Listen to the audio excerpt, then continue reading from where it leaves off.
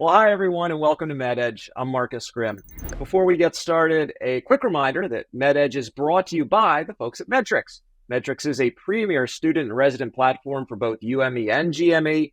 Learn more at metricslab.com or from my co-host, Metrics CEO Santosh Cherian, who's joining us today. Now, Tosh, I got a question for you before we introduce our guest. I know about 6 months ago or so, you came out with AI curriculum mapping inside the Metrics platform, and it's one of the first AI powered features. But my real question for you is why did you decide to greenlight that one first? Thank you, Marcus, and it's excited to be here and to speak with both of Noah and Robin on this topic. And when it comes to metrics, we've been using AI as a team for a while. We've been cautious about how we integrate it into the platform. We wanted to be selective, both from a security standpoint, but also from making sure that we're targeting things that are tedious for our customers. And one of the things that we noticed with some of our customers is that they have a hard time mapping session level objectives to course level objectives because faculty don't have the time to do that. There's too many lectures, labs they have to map. So we decided that that's a tedious problem that we can attack with AI tools. And the other philosophy that we developed, and I personally believe in, is these tools are meant to augment human capabilities, and it should be something that is human in the loop. So whenever we build something, we decided that it's always going to be an assistant to the faculty or the dean or the student. It's not something that's going to be fully automated. So once we established that, it took us a while to do that, but the reason that we did it was because we identified a specific tedious problem that our clients were struggling with, and that's why we decided to implement that. And it also kind of got us started with this AI implementation that we can roll out to other areas of the system. Now, Tosh, I'm going to check your language there. You use a line. It took a little time because I always feel like, Tosh, you're one of those people. You're trying out new stuff. You're sharing it with me, and I'm like, wow, this guy's ahead of the curve, right? But today's guests actually have you beat. Metrics came out with this feature last year, but way back in 2021, a group of leaders from the Oakland University William Beaumont School of Medicine was awarded the best oral presentation during a virtual conference hosted by the Association of American Medical Colleges. That presentation, use of artificial intelligence to map assessment, alignment, and medical education. It's like, Tosh, they wrote the paper and then you did the development. Yep. We're joined today by Robin Rivest, one of the co-authors of that paper, and Noah Pollock, both of the Oakland University William Beaumont School of Medicine in Michigan. Dr. Rivest previously served in the role of Director of Curriculum Data Management for OUWB. If you're wondering about that title, I was too. We're going to be talking about that. And she was an e-learning training and development manager in the corporate sector. She has her Master of Education with a major in instructional technology from Wayne State University, an MBA from Lawrence Technological University, and a Doctorate of Education in Organizational Leadership from Oakland University. Noah, meanwhile, is the current Director of Curriculum Data Management at Oakland University, where he also received an MS in Information Technology as well as an MS in Psychology. We're not going to talk about this today, but I love those two separate master's degrees, Information Technology and Psychology. That's a show right there. Robin and Noah, welcome to MedEdge. Thank you. It's great to be here. Thanks. Wonderful. Robin, the first question is for you. I'm not sure when this episode of MedEdge will be coming out, but we're recording this just like a few days after match day. So first off, congratulations. You've made it to the end. Just give us your first reactions. Feeling good about this year? Yes, absolutely. Every year is it's really excitement, right, across the entire country for all of the medical schools, obviously. And this particular class was, I say this every year, there's always some nuance about every class matching, right? But this class started 5 months into the global pandemic. This class of 2024, they started in August of 2020, right? So we shut down in Michigan, like many states across the country. We shut down actually March 20th of 2020. And we didn't shut down. We went home and we stayed open. And this class of students came in virtually and they started medical school. And So yeah, it was really, really exciting. We have placed in over 24 states, and we have over 20 different programs and specialties and residencies as our students have placed it. So we're really proud of them. And it's a very exciting time. Oh, terrific! And I can see it. It's a little bit of a relief. I see relief on both of your faces. So many in our audience have had unique paths to medical education. We always like to start there. And Robin, your path is different than what we often see. And I feel like I say that every show. But you've been in healthcare education for more than a decade. But there's a lot of private industry prior to that. Time at Ford Motor Company, Patheon, and even the American Red Cross. Talk about this journey to healthcare education, how you ended up there.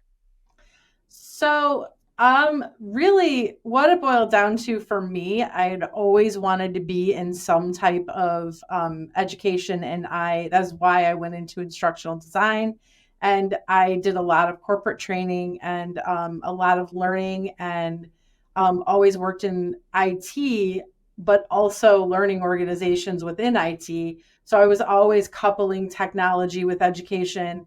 But for me, it was really about finding like being with my craft of instructional design and developing courseware. Healthcare is where the rubber meets the road, so to speak, where you really have to be on your game. Your material has to be a very high quality. You have to be able to take all of your content and your courseware through FDA regulation, for example, or much like in a medical school, LCME accreditation will examine and question, your content and its quality. So I think for me, I knew if I was going to be a really good designer and developer, I wanted it to matter most. And healthcare is where it really, I think, really matters. You're saving lives, and you're transforming patient care and all of those things that are really great. And so, for me, that's what it was about, just getting to do what I love to do, but do it where, quality was of the priority. I love that answer. It's similar to we interviewed Natasha Brox a couple episodes back and asked her about what she loves about the industry. And you're a person, Robin, will appreciate this because you've worked in manufacturing. And she said, we manufacture doctors. Like that's what our product is. And it's a pretty cool product. Meanwhile, Noah, your professional experience has been entirely in education, but we're going to talk about your job title here. You are the Director of Curriculum Data Management. And I thought to myself, well, that sounds unique. And in fact, I Googled it, and near as I can tell, there are exactly two people in medical education with this title. Noah, one of them is you. The other one is Robin, who had the title previous to you. So Noah, you're one of only two people in the country that have done this job. How do you describe your role? Sure. Well, in short, I like to say it's exactly as it sounds. I manage curriculum data, and then we can spend a week talking about what those words mean in this context. Curriculum data, that's grows and grows in scope as you start talking about curriculum. We're talking about course and assessment grades. We're talking about schedules and enrollments. We're talking about learning objectives and program outcomes, and all the nooks and crannies in between. When we talk about managing that data, it's security. Is that data protected against those who shouldn't be accessing it? Is it high integrity? Can you trust the data? Is it accurate? And conversely to security, is it accessible to those who do need to access it? And can we use it for decision making? And so I engage in strategy making to ensure that data is properly managed. It's interesting to me. For a job that outside of this conversation isn't that common, you've got a really clear definition of that. Robin, I'm curious. You were the first person to have this role. What's the history? Was this something that you kind of stole from Ford and brought over into healthcare education, or how did you say, you know what, this matters and it really matters in medical education?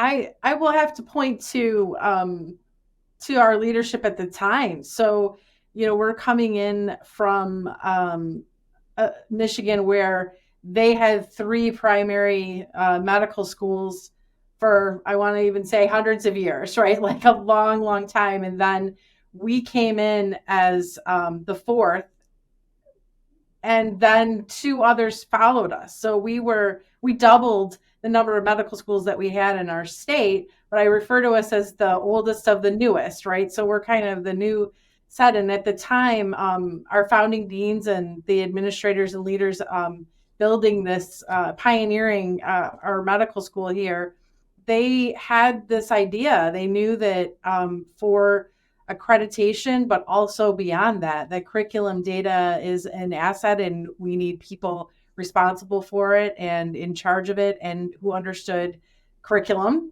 right? Design and structure and pedagogy and all those things, but also data and how to mine data, how to select the right data points and all of those things. So it all came together. So I have to attribute the title to those people. And I admit at the time too, it was it's a long title. So I wasn't a big fan of having to tell people my title because it's this long. So, but to Noah's point, it's also a title that is speaks for itself and is easily understood once you get it all out. It does speak for itself, and that brings me to my next question, because it's interesting seeing that you both have had that title, and I think people like myself, we hear the word data, we go, okay, vast quantities of data. Obviously, we have big data, we want big insights, that sort of thing. And when I looked at the size of Oakland, it's not small, but it's also not the largest institution that's out there. And I'm just curious, and Noah, let's give this one to you, because you're the one who does it on a daily basis. When we talk about data sets and the use of data, one of the lines that we sometimes talk about is statistical significance. Like, do we have enough data here for insights to really get generated? If people are listening to this program and they see, well, we're the same size as Oakland, or we're 50% smaller, how should I think about, when is there enough data that a role like this can really bring the value and insights that we're looking for? Well, I'd say from the very beginning, I mean, as soon as you have even a handful of students enrolled, there's a lot of angles to review this. So although Robin and I may be the only ones in the country who have that specific title, there are lots of folks doing some of this work. I think there are a few institutions that have a central role doing all of this work. Many places have institutional research departments that tease it out. Lots of places have curriculum coordinators that tease some of the curriculum mapping that I'm sure we'll get to later on here. And to back up the other point, you're absolutely correct. We're not talking about petabytes worth of Google and Microsoft level data. But as soon as you have a handful of students enrolled, so at our institution, we have about 500 students at any given point in time, 69 required courses in our curriculum, plus a handful of optional electives.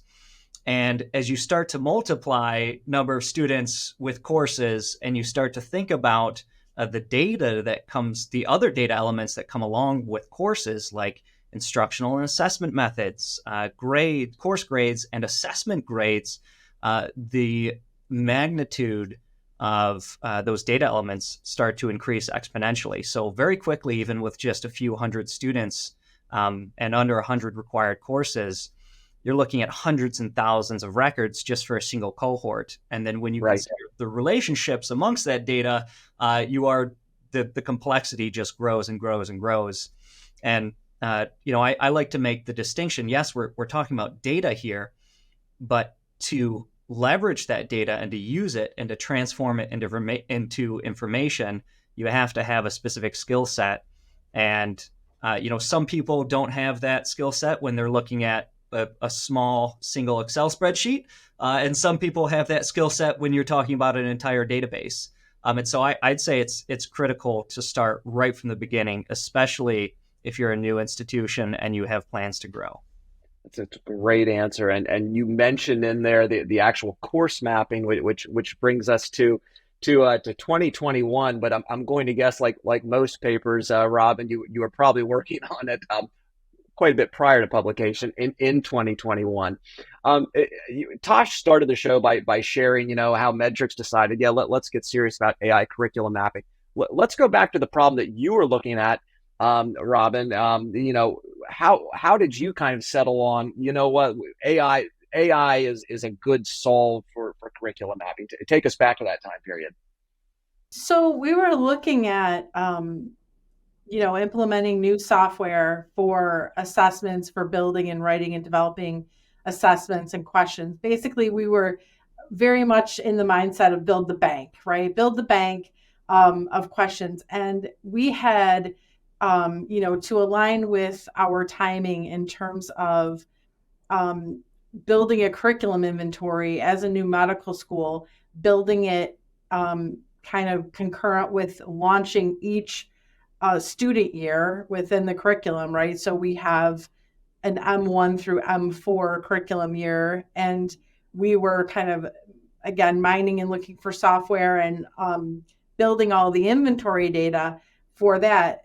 What goes hand in hand, right, with content is assessments. And so at the same time, we're kind of like, we need to build a bank. We need to build a question bank.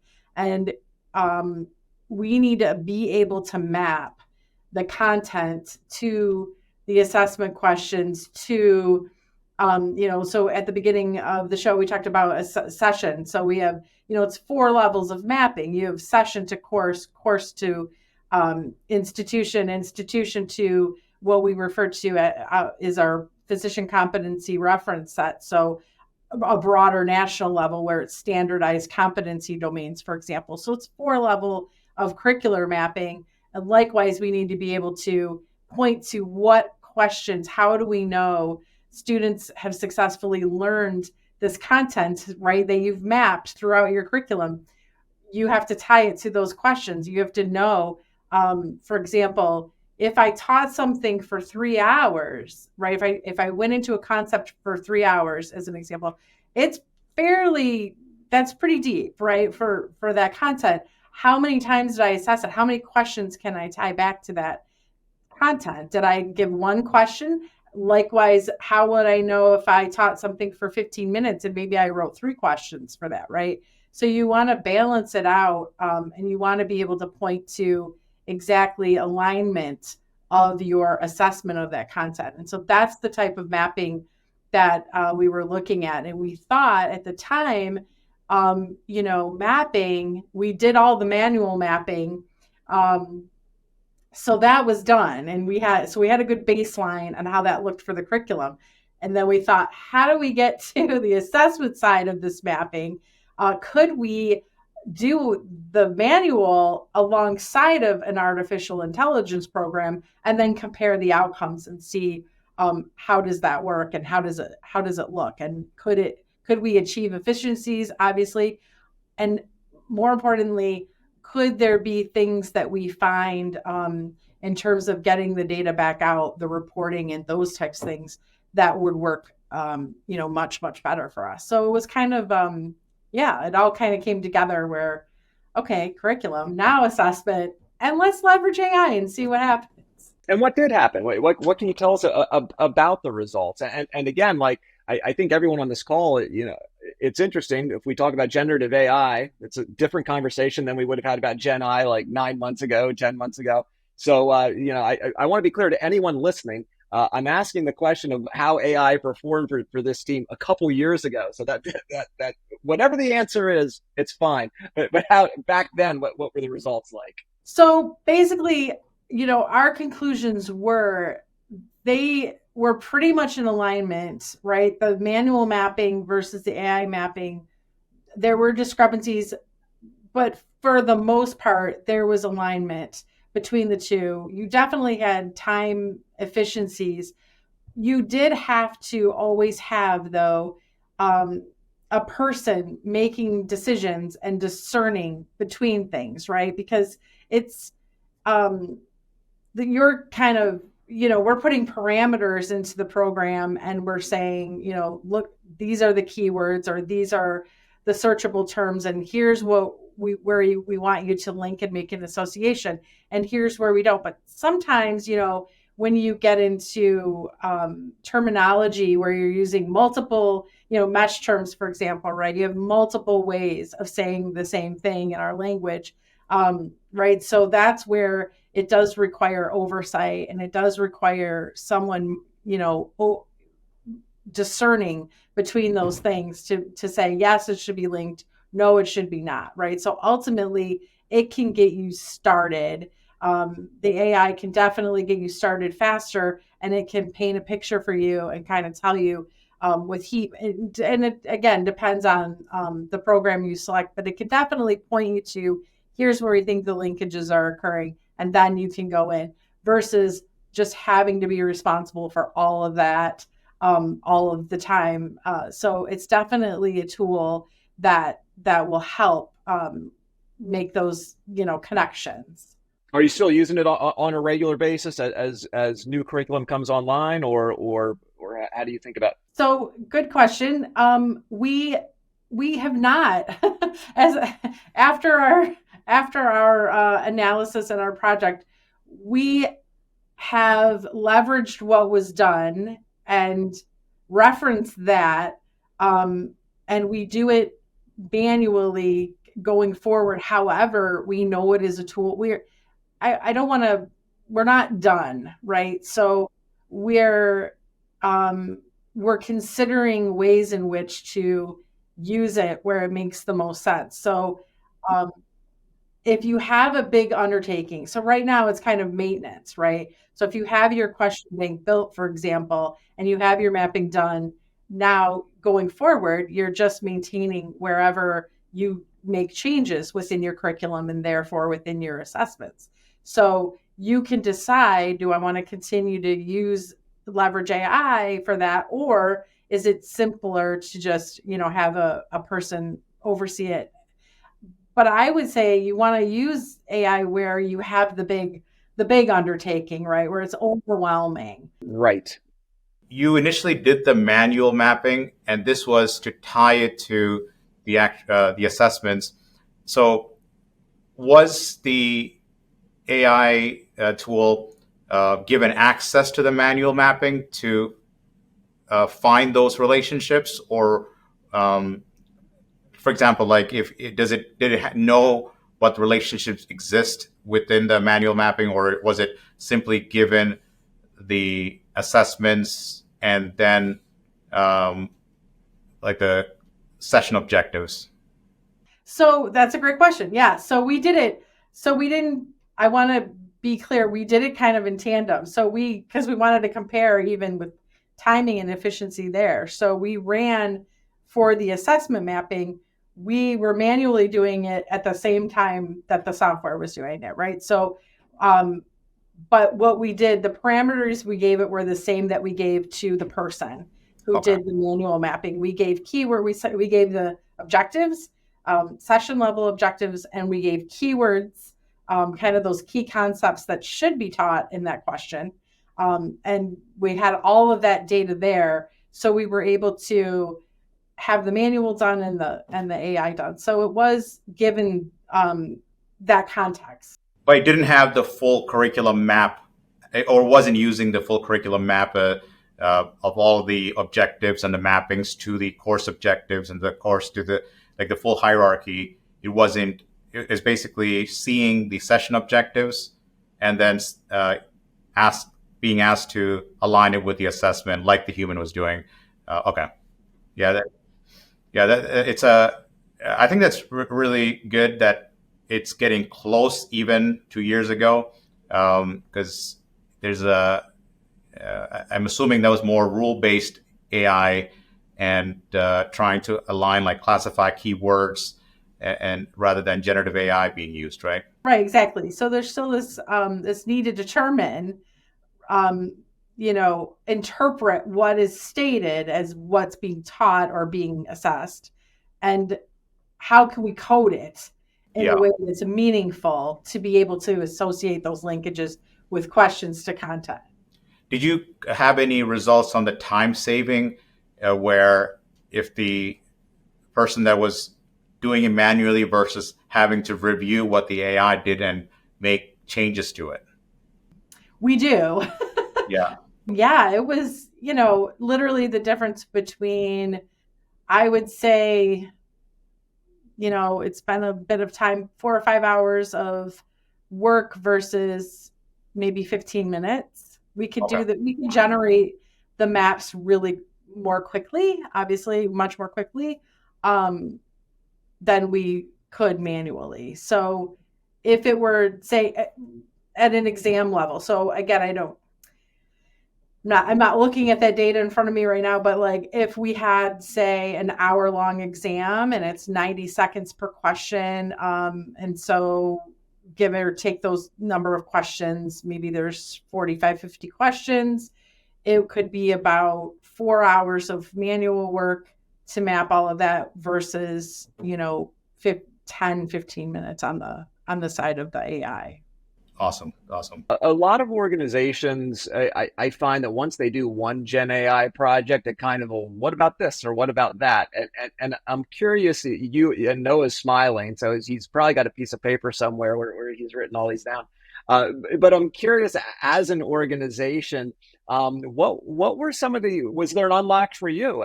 And did you say, you know what, here are other ways that we can begin to think about using technology differently, particularly Gen AI? I'm very excited about it in the realm of medical education directly. I think there's a lot of opportunities there for teaching tool. I particularly like one popular method right now of using Gen AI to create essay works and having students review that and critique it and use that as a learning and a teaching tool. And I'm very excited about that kind of work in that sphere. I'm intrigued by ways to use it on the administrative level, but I am a lifelong skeptic, so I need to see the areas. I need to see evidence in each particular area, in which case it's efficacious. So, in terms of mapping, I'm still open to the idea, but I need to see, as Robin, the term Robin used earlier, where the rubber meets the road. I want to see how effective, right? How precise are we talking? How sensitive are we talking? So I need to see the metrics. I am so excited for the next portion of this program, because we have a skeptic on the program. And then we also have Tosh, who, as a CEO, and I've said this before, he's pathologically optimistic, which is wonderful. So what I've asked Tosh to do, and I think this will be fun because I've been in a lot of meetings with the metrics teams, and we've looked at sort of the roadmap on what we could do, particularly for administrators, students, and faculty, from a Gen AI perspective. And I know Tosh's team kind of looks at these features from a standpoint of what's the maximum value we have here, how easily would it be to do that sort of thing. And so Tosh was really kind to me. I texted him last week and I said, hey, can I ask you what I want to do on this show? I said, I'd like for him to just share some of those ideas with you. And we truly love the fact that you are skeptical, because like these things are hard, it doesn't really, really work or not. So Tosh is going to share, how many ideas you got for us today, Tosh? Yeah, I mean, I can share 4 or 5 ideas that we've been, I'm sure being in medical education, these are, given how prevalent AI is, you probably thought of them yourself or have heard about similar ones. You're already under-promising. When I went to medical school, when I did residency, we didn't have any of these things. But now students are getting bombarded with a lot of these things. So at Metrics, one of the things that we're trying to do is be very selective at what we use the tool for, because you can end up with too much information and too much things getting. The problem with generative AI is that it generates stuff easily, and then you're stuck with having to go through it. Yeah, so I think I can share like 4 to 5 items here that we've been thinking about as upcoming projects. A couple of them we already started. One is like mapping of session objective to course objective. We're not planning on doing the full hierarchy. We do, because most schools already have that mapped in the system. The session one is the one that they struggle with. I mean, yes, we can apply it everywhere, but most of the time the session is the one that they're struggling with. But the next thing that they struggle with is keywords. How do you extract meaningful keywords from sessions and ensure not only they're getting extracted, but also standardized, so that each faculty member is not creating a set of keywords that are, because the purpose of keywords and themes actually is so that you can search across the curriculum. So being able to extract them and standardize them, that's one of the projects. Yeah, I think that's one area where I'm intrigued. We do employ keyword mapping, and we use some non-AI but otherwise innovative techniques like fuzzy text matching and engaging with our stakeholders. So we refine our business processes so that our faculty can use a constrained list of keywords, and we're always refining that list. At one point in history, we had over 500, which is too many, right? It's so many that none of them become valuable. The AANC has a list of about 100, but it seems like, as soon as they publish a list, they're already talking about revising it. And so I think they are looking at revising that list already. So I think that's certainly an area where, again, I'm intrigued to see where the return on investment is for those keyword mapping. And I certainly could envision a system where keywords are presented to our faculty, much like we do now. Keywords are presented to our faculty and they say, yay or nay to a limited list of keywords across sessions or across a course. Robin, anything to add on that one? Oh yeah, I could write a book on I will say, so yeah, we established, and this could be set up in this space too, right? Where we established some criteria at the onset of our keyword development and usage that was, if you're really teaching it, right? Not if you're referencing it or using it to illustrate another point, but if you're defining something, if it's going to be built upon, if you're assessing it, that was a big measure, right? And if you're talking about it for, at least 5-10 minutes, whatever it is, if it's part of an objective, we put some really well laid out, I think, criteria for establishing rules around keywords so that you didn't get that. But yeah, I think you lose control. It's like yarn, right? You get it. It's all neatly tight, but then over time, right, it just starts to unravel and it's all over the place. Keywords list was very much like that, right? We listened to faculty, we let tell us what you teach, really teach, and then that's a keyword using those criteria. But over time, yeah, you have 5 different ways of saying the same word, and you have, so now your list, you might have a session with 10 keywords versus 3, that type of thing. So yeah, it's very hard to manage. And so it is an area of where I see why it makes a lot of sense for this space to consider is keywords. Yeah. I really like what you said there, because listeners of the show, one of the things that we try to say is that you take away meaningful things that you can apply to your institutions.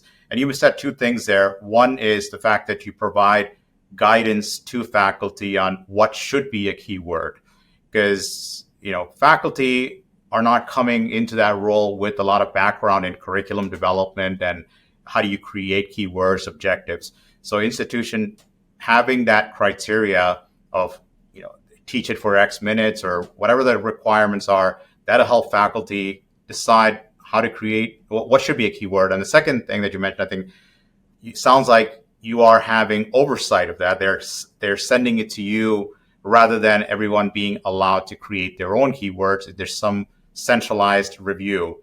That's also the other thing that we recommend to institutions, because if you don't do that, then you end up with duplicates and have things that are hard to search. Well said. Well said. Another big area that we focus with metrics is competency management, evaluations across all of the 4 years. And competencies is something that is not directly tied to the objectives, but it is something that is in parallel of how the students progressing through those. you mentioned mapping the exam questions to the objectives. That is something that is also on the roadmap, but since we already talked about it, I'm going to skip to the competency mapping. The idea here is if a school has a competency set and the ACGME, ACOM, and AMC, I believe, are releasing milestones for medical schools to use. So if they want to use that or their own internal competencies, being able to create questions and have those mapped to competencies using AI that they can review and approve so that you can build more tailored questions for different academic settings. So in the preclinical, it's kind of standardized. You have students everybody's going to the same thing. But in the clinical world, if you're going to one rotation, if you're going to do an internal medicine rotation, having a more tailored questions for that's aligned with the standardized set of competencies. So it goes back to that, because institutions want standardized data, which I'm sure that both of you are very familiar with.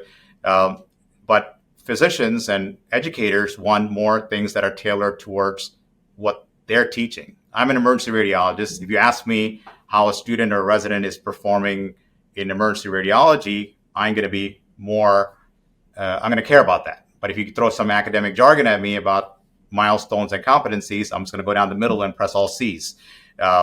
So it's like using that AI to create more tailored questions and then have those mapped to competencies that the faculty or dean can review and approve.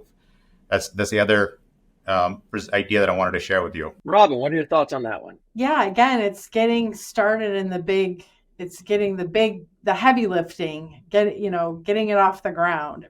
Faculty, so when I came into the new role here for the new medical school, basically I knew, the idea was that we would get faculty into the software and they would be building and doing things. But I knew early on that was not going to happen, right? That's just not going to happen.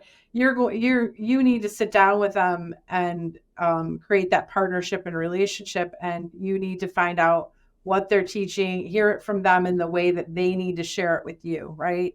Could be verbally, could be a schedule, could be whatever way. And then you're going, me, the person, I'm going to go and then build that inventory into the software based on what I'm learning and gleaning of what they're teaching. And so I think that and then they can review it and validate it, right? So they need something to see, something tangible in order to say that's right, that's wrong. I teach it there, I don't teach it there. We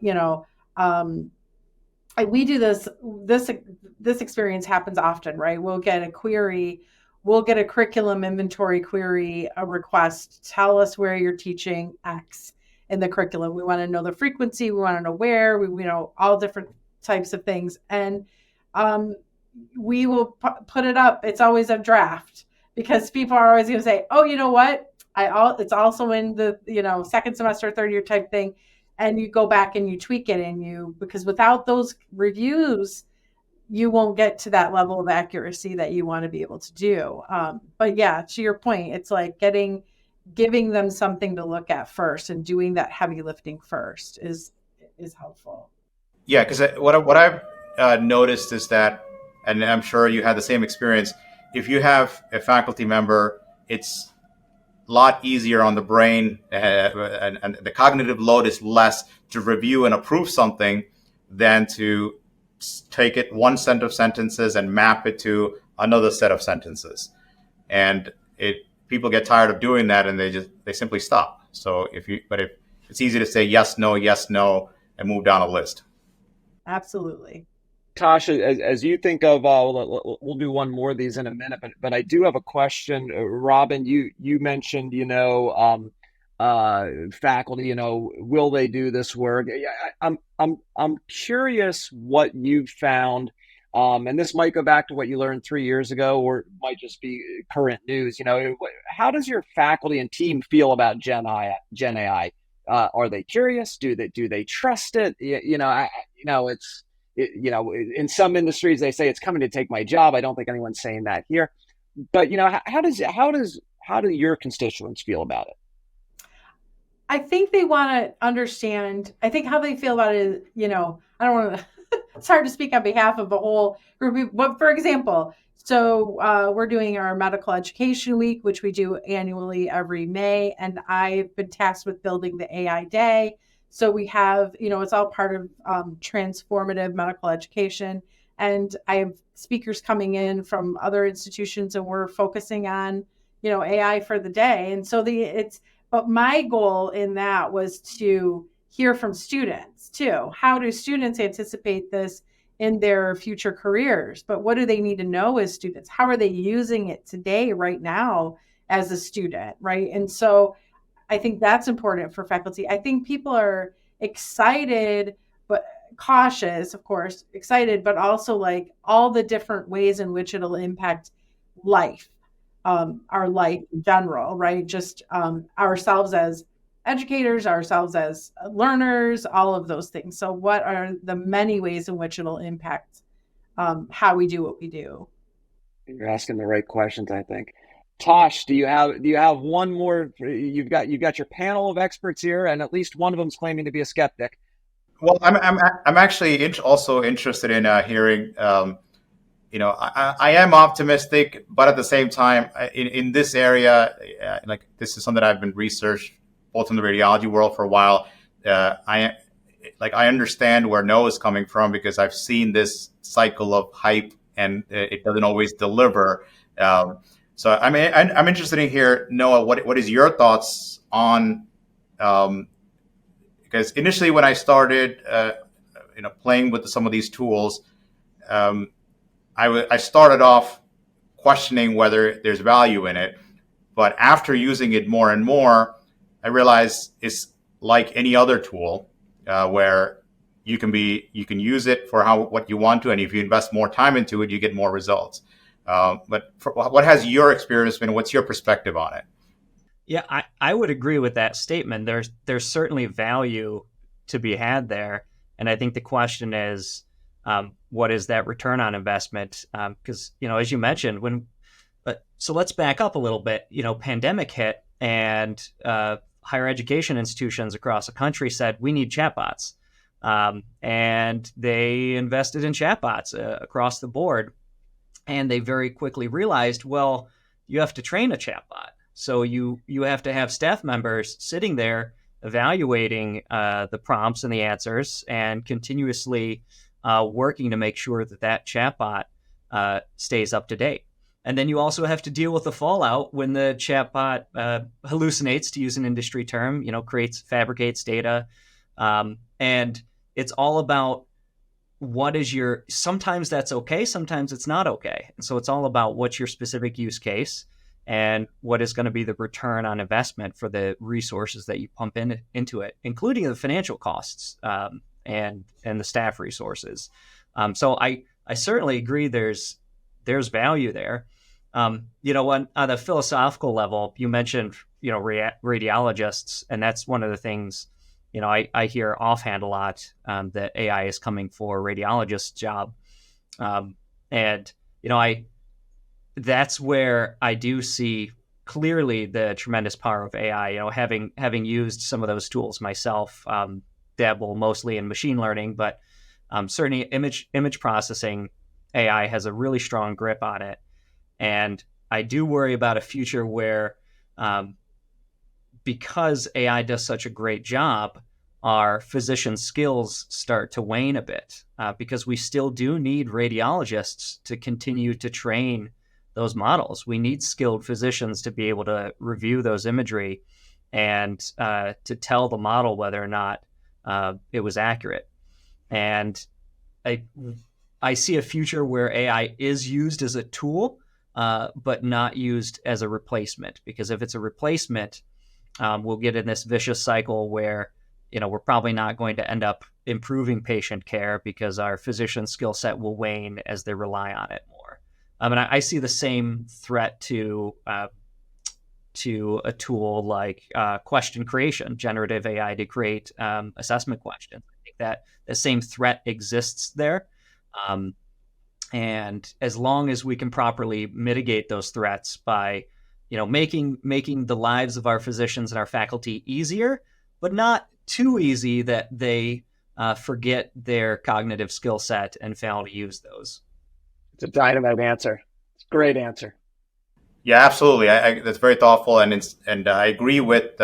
Since we talked about radiology, let's detour there a few minutes. And it is exactly my concern. Like when I currently use AI tools at my job when I work. For example, I can open up, since I do emergency radiology. When I open up a pulmonary embolism study, it automatically would flag if there is a pulmonary embolism. I can click on the image and it would show where exactly it is. Then I'm deciphering whether it's a real pulmonary embolism or if it's something that is an artifact.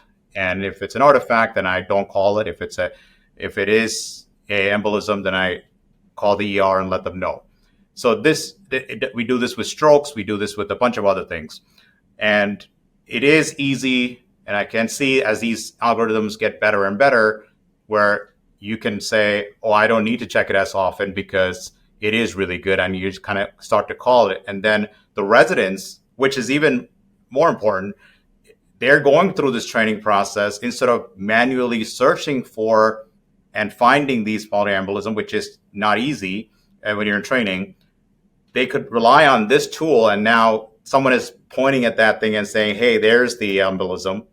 And then you're not searching for it, which there is a thing to say about this. Like maybe the future of radiology is not scrolling through these images and looking through it. It's actually getting a list of these findings and making a decision and talking to the clinician and making recommendations. So there's less searching involved. And the other trend that I'm seeing is the imaging volumes have significantly gone up in the last few years, that radiology departments are not able to keep up with the volume. The scanners are getting faster and faster, but humans have not gotten faster at reading. So this tool, what I see happening is as AI companies start to get reimbursed for payments, the radiologists will have to deliver more reports to get the same pay. So, but the tools will allow us to keep up with that, because you got to keep up with the volume, which means that you're sharing reimbursement with the AI tool, but you're able to do it faster because the AI is picking out certain things for you. It's an evolution of the industry and the field. But I think what you're saying, there's definitely a concern in the short term during this transition period for trainees, because they're often given the answer without having to go look for it. Did you have one more feature you want to ask about, and then we'll take it to the end? So far, we've been talking about mapping and aligning things using tools. The other area of is finding information. Once you have it mapped and set up, I think, Robin, you mentioned earlier, when you're looking for something, if something is worded differently, it may not find it. One of the nice things about the new generative AI tools is it does allow you to find things, even if you're not using the right keywords, because it's looking at the context of a word being used in a sentence and then being able to find other similar sentences. So if you have it mapped, having generative AI tools that looks for similar results in the curriculum, whether it be an objective search or keyword search, or even down the road, content search. If you have information that is in a PDF or a Word document, but not having to find the exact words, but whatever you search for, if it's related, being able to get results from that.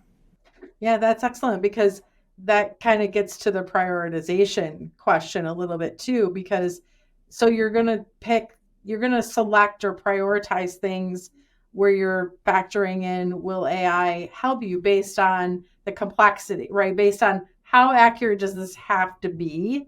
What's the mass volume in terms of, like, is it frequency of performing the task or time it would take to do the task, the amount of content that you're scanning, for example, if that's the way in which you're using the tool, and then getting to the level of accuracy and quality. Am I just serving this up so that I can then do the analysis, or am I needing this to be 100% right and spot on about, every little facet, then it would come into play where, okay, I'm going to only use it for this piece, right? So that's how I would prioritize where to use it.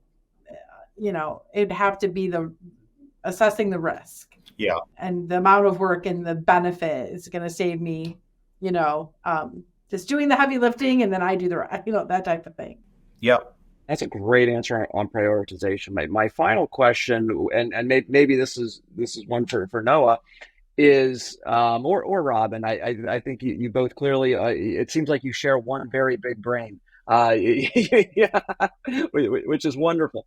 But I'm curious. Whenever we talk about all these Gen AI systems, you've got systems. You got systems that do this feature, systems that do that feature. How do you as a group think about data integration, right? Because you've got data sets in multiple platforms. There's an old saying that says there's two ways to make money: take things apart and put them together.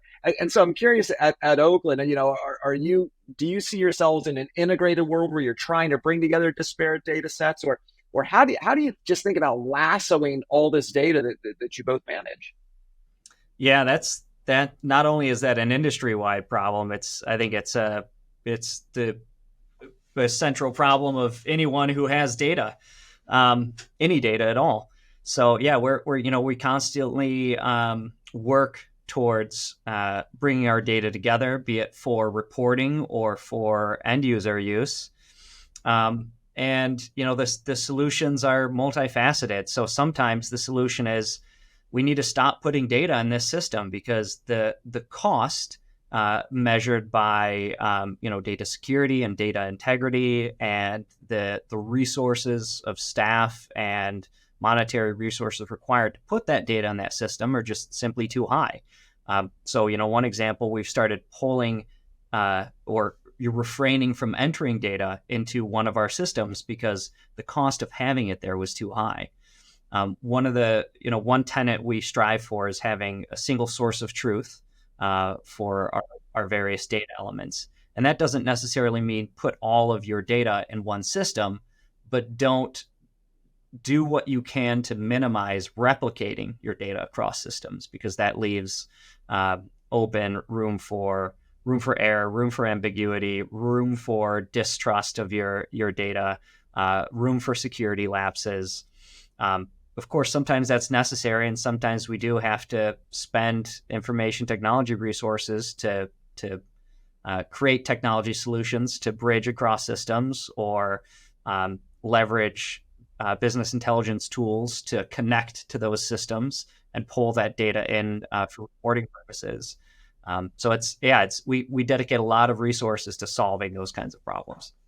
It seems pretty obvious to me. I teased both of you at the start of the show about the title of Director of Curriculum Data Management. It seems pretty obvious that this is a really legit title that does a lot of really important work. Thank you both for joining us today. This has been a lot of fun, and we appreciate your time.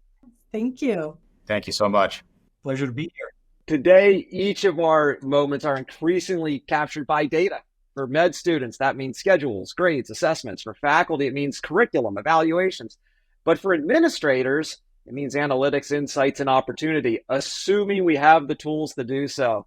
Thank you to our guests today, Dr. Robin Rivest and Noah Pollock. To my understanding, the only two people in the country to have held the title of Director of Curriculum Data Management in medical education. They're both employed by the Oakland University William Beaumont School of Medicine in Michigan.